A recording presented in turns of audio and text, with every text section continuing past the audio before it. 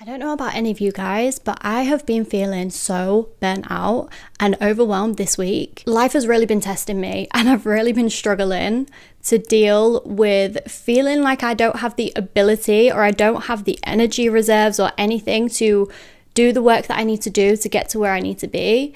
I've really struggled with that place of discomfort, of feeling a little bit helpless and hopeless, because I physically, no matter how much I try, like I'm not able to produce what I want to produce because my brain simply won't allow it. My brain has not allowed me to form a sentence properly this week.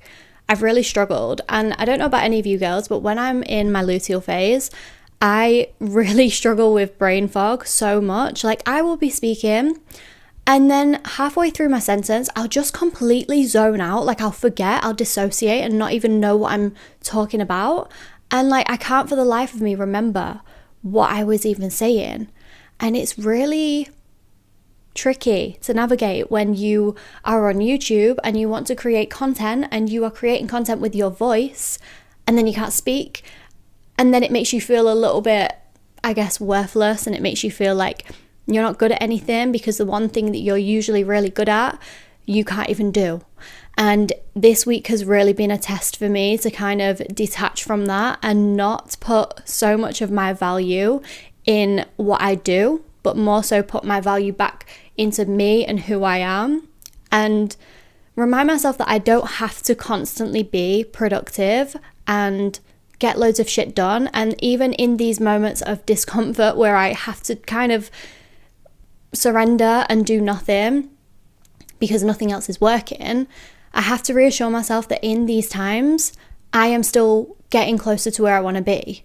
The rest is so important, and I always preach this, but I think sometimes when you're in that rest season where your body is physically telling you to rest, which is likely when you're overwhelmed and burnt out, your body wants you to rest. And I forgot what I was saying again.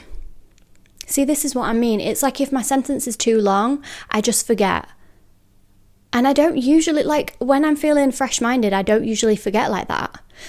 But anyway, let's just unpack. Let's just talk about it, because I know that there's probably so many of us going through the same thing. I know from a couple of the comments on my last video, which was about dealing with overwhelm, I know that some of you guys are going through this right now.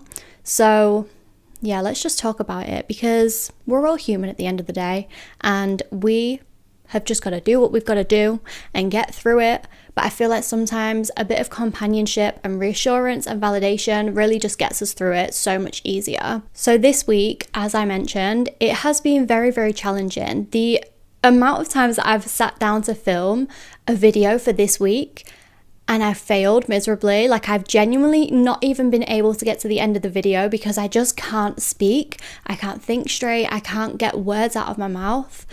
Oh my God, it has been so infuriating, so infuriating, because I want to be consistent. I want to be so consistent for you guys. I want to be consistent for myself and show up for myself and show up for you guys. And I think sometimes it makes me feel so sad because I don't physically feel able to speak properly. So I have kind of like come across a couple of different hurdles this week that I've had to deal with. Let's just rewind it back actually. So last weekend, I had a hair appointment. As you might be able to tell, my hair is a lot different now. I am a little bit darker. I've gone back to like my natural colour, but we'll get into it. So I had a hair appointment last Saturday, and I requested, I'll put on the screen the pictures that I showed my hairdresser what I wanted. I'll put a picture of my hair before, if you can't remember, my hair before, what I showed my hairdresser, and then what I got afterwards. Basically, he did not get the memo, like he did not understand the assignment, and I came out of that place as a dark brunette girl. And I'm not going to lie, I had a little bit of an identity crisis. I was like, what the hell? And in that moment as well, because in the process of him drying it and everything like that, before he asked me if I liked it, I was thinking, this is horrific. Like, this is not what I asked for at all. I was having a little bit of a crisis in my head, because old Sammy would have sat there and not said anything. So I was kind of thinking like, oh my God, I'm going to hate myself. I'm going to be so annoyed if I go out of this door and I've not said anything. So I knew in my heart, like I knew I had to say something. And I said it to him. I was like, this isn't what I asked for. Like, it's a lot darker than what I asked for. And he was very adamant, no, this is exactly what you asked for. And I was like, no, it is not. So anyway, I felt like I was being gaslit a little bit, and in fact, I was gaslit, because then he showed me the back of my hair and I could see a couple of little blonde bits, and I thought, right, maybe it's just down to the lighting. Maybe when I go outside, it'll look a lot lighter. And I was like, okay, fair enough. Paid for my hair, left, got in the car, carried on doing the things that I needed to do for the day. And it was only when I got home and I saw my boyfriend, like I'd kept it together all day. And then when I saw my boyfriend, I just burst into tears, because I thought, I do not look like myself. And like this, I did not pay £90 to look like someone I didn't want to look like someone who wasn't me, and to basically be traumatized. Like I did not pay my money to be traumatized. So yeah, I had a bit of a meltdown that night. I'm not going to lie. I was so stressed out. But then after that, after I had my little cry, I was like, okay, I'm going to text him in the morning on Sunday. And I text him and I just said to him basically like, I've been looking at my hair, I've been reflecting on it, and this really isn't what I asked for. And then I said the pictures that I showed him were all very clearly blonde women. They had blonde hair. That was their identifying feature, I would say, because it was just showing the hair. And that isn't what I got. So please, can you get me in? Like, please, can we come to a solution for this? And he got me in. And he got me, this is like the result of the second hair appointment, which is a lot, like I do really like it now. It's not fully as light as I wanted it to be. Like I did want to keep a lot of the blonde. There was so much blonde in my hair that he could have worked with, and he took it all away. And it made me really sad as well, because it took me a while to get to that point. Like it took me a hot minute, especially to get to like that shade of blonde. Oh, it took me so long. So I was just a little bit gutted. However, I kind of always like to see the best in a situation. I was like, right, you know what it is? I was like, you know what? It is what it is. I'm just going to deal with it now. Like I've told him. It really was difficult to explain on the second appointment what I wanted. Like he just didn't understand what I meant. And I was thinking, I just wanted you to stretch out my route a little bit and put a couple of lowlights in. And you have fully taken me from blonde to brunette. But anyway, so we got there kind of in the end.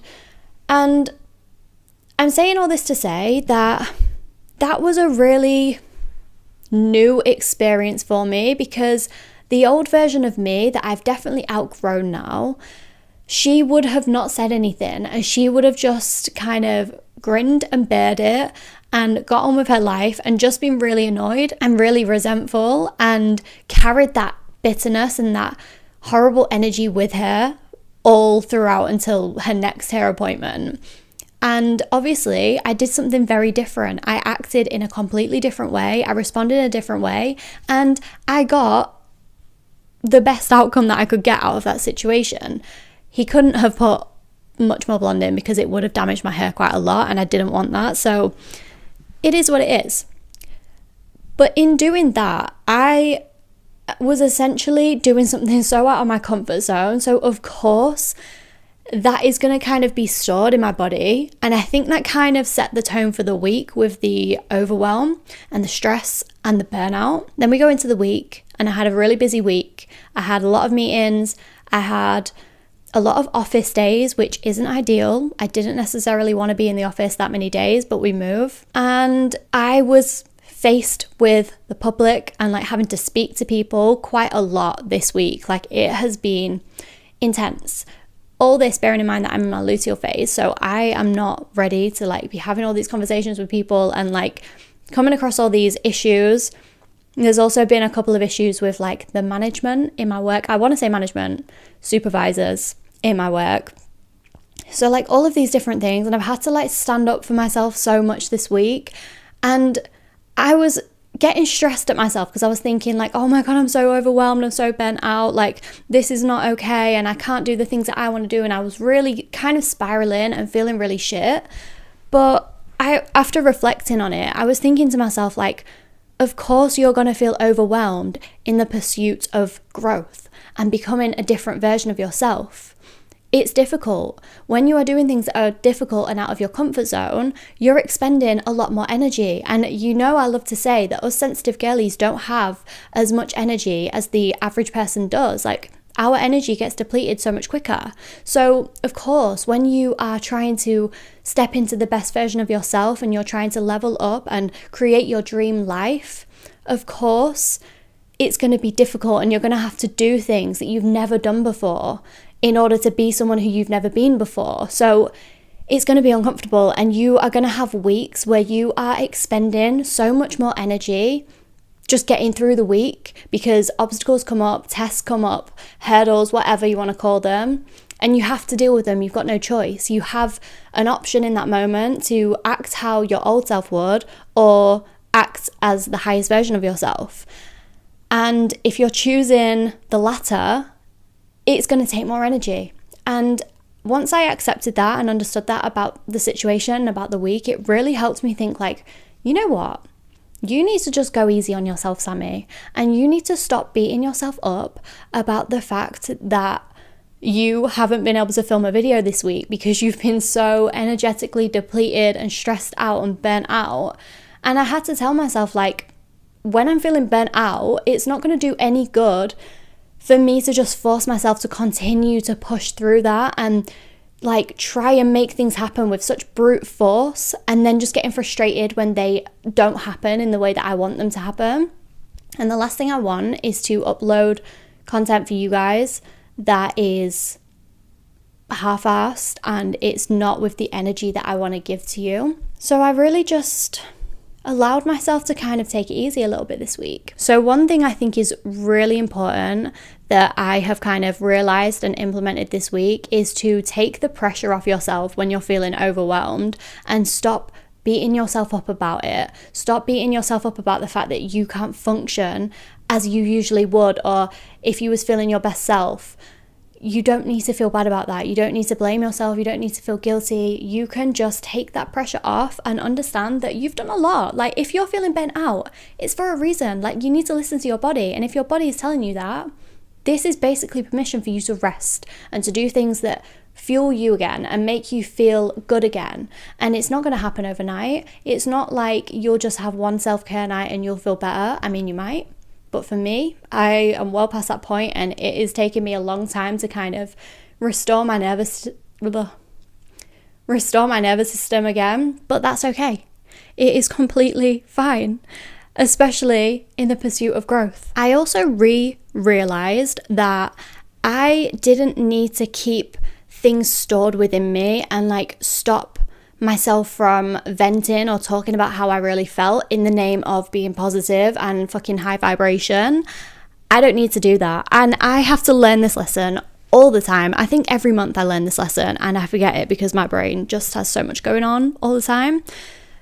But what was I saying? Oh yeah. So I was finding myself at the beginning of the week, like after the hairdresser saga, I really was like trying to be really positive, really like high vibration and see the good in everything, because like I do see that naturally. Like I know there's a logical solution, but sometimes like I just need to get it off my chest. I need to get the frustration out there and not feel bad about it. But because I was feeling so bad about feeling so annoyed about my hair, like it genuinely, I wanted to rip my hair out on Saturday night. Like I was crying, sobbing, hysterically, and it brought up a lot of other things that I've been sad about that I've kind of like not had time to process. And I was just really annoyed that night. But me telling myself that I have to constantly be high vibe and think on the bright side and be grateful for what I have, that just pisses me off so much more, and it makes me feel like I'm stuck in this feeling state of just being like annoyed for so much longer because I'm holding on to it. I am pretending that I'm okay. I don't know why I did this, but I'm pretending that I'm okay and I'm not. And I think if you're feeling overwhelmed right now, you need to understand that if you're not feeling okay, it is completely fine for you to express that.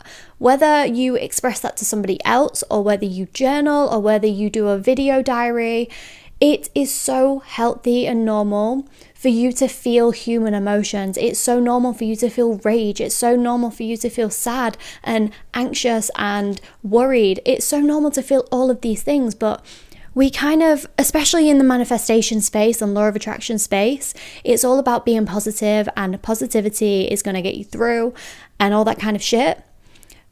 But really, when you are suppressing your emotions and you are hiding them and you are trying to like spiritually bypass and pretend that these issues aren't there, all you're really doing is neglecting yourself. You're neglecting parts of yourself that want to be seen and heard.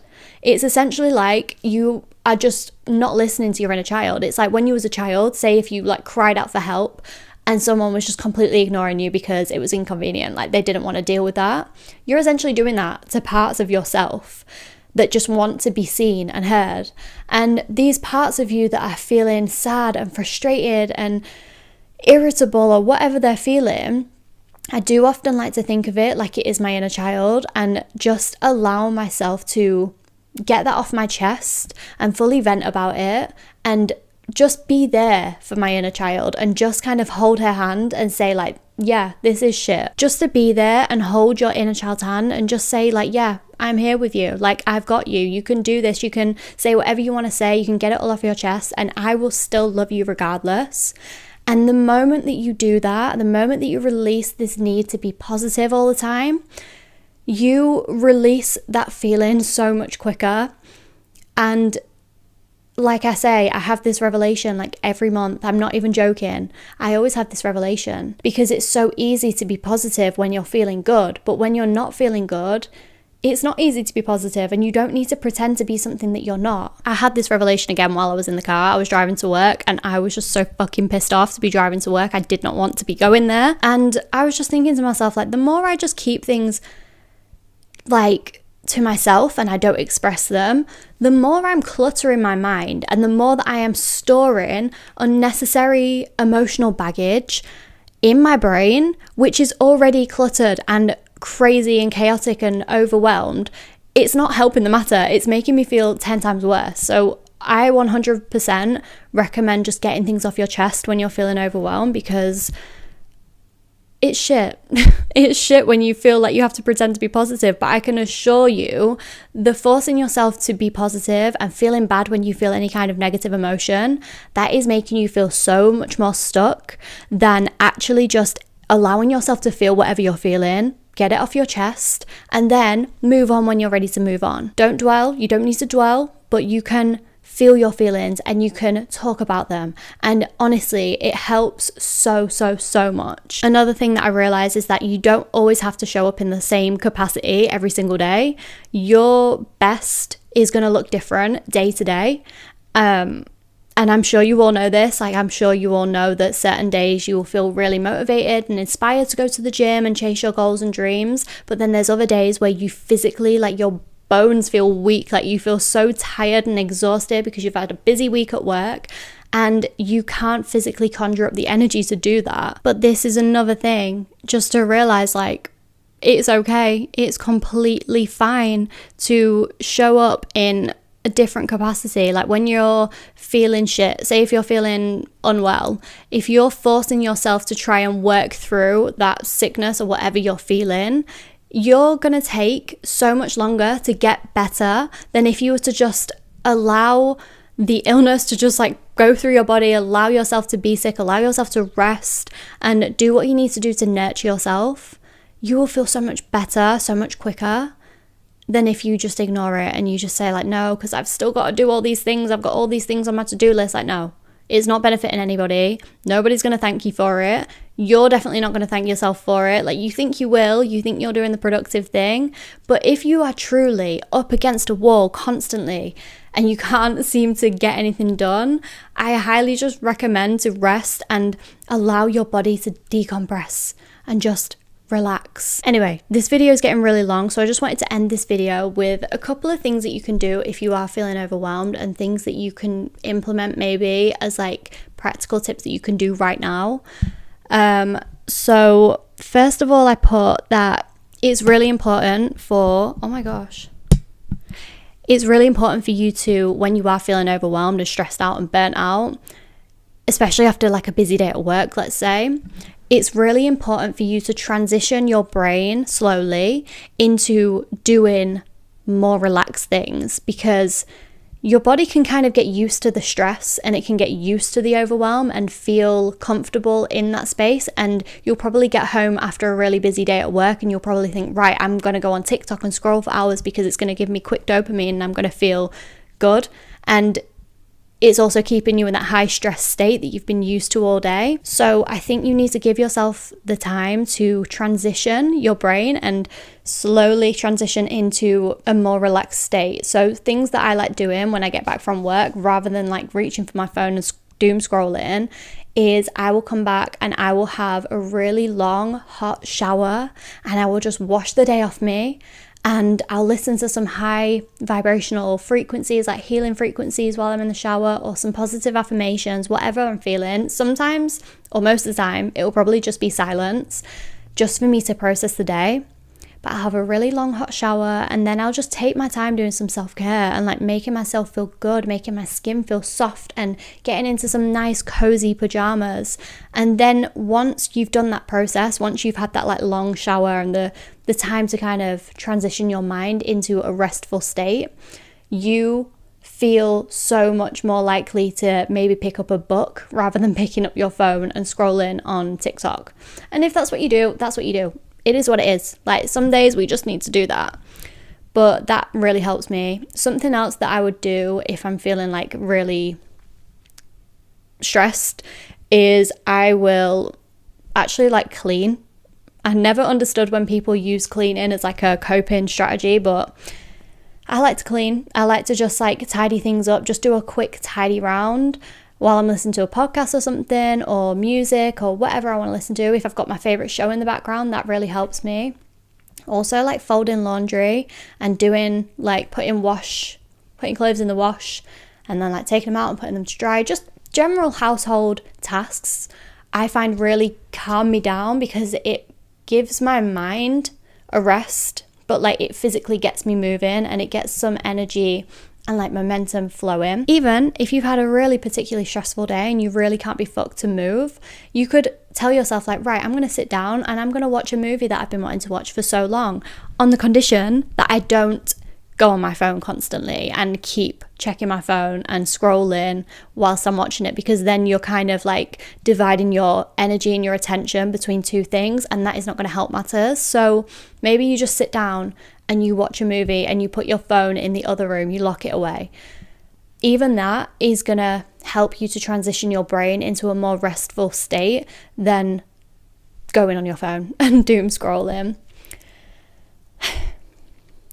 Anyway, I feel like this video is so much longer than I anticipated it to be, and it was probably all over the place because my mind is still chaotic and stressed, and like I was going to say to myself that I'm just going to miss a week, and that might be the case. I might not upload this video, and if that is the case, I'm not going to feel bad about it. I'm really going to train myself to not feel bad about it and just to give myself the time to recover my brain and not feel so bad. But obviously I'm going to do everything that I can to give you guys a video. I think as well this could be really helpful if you just wanted to sit and chat about it. You just wanted to feel a little bit seen and heard and validated. Let me know what things that you do to kind of decompress and help you transition your brain from the stressful working day into your bedtime routine, because I need all the suggestions I can get. Like, I've got my own coping mechanisms, and like after this I'm gonna have a nice hot shower, I'm gonna relax, I'm gonna put the bedding on the bed, and I'm just gonna have a really chilled night. Like I'm gonna watch probably The Office, something really lighthearted, and I am just gonna allow myself to fully rest after a very stressful week. I'm filming this on Friday right now, so yeah, we'll see if I upload this video because it might be a little bit stressful editing it on such a short time frame. This is what I mean. I just can't speak, guys. But I just want you guys to know that I love you all so much. Thank you so much for watching. Let me know what you think about this situation, the podcast style video. Anyway, thank you so much for watching. I love you all so much, and I will see you next week. Bye, guys.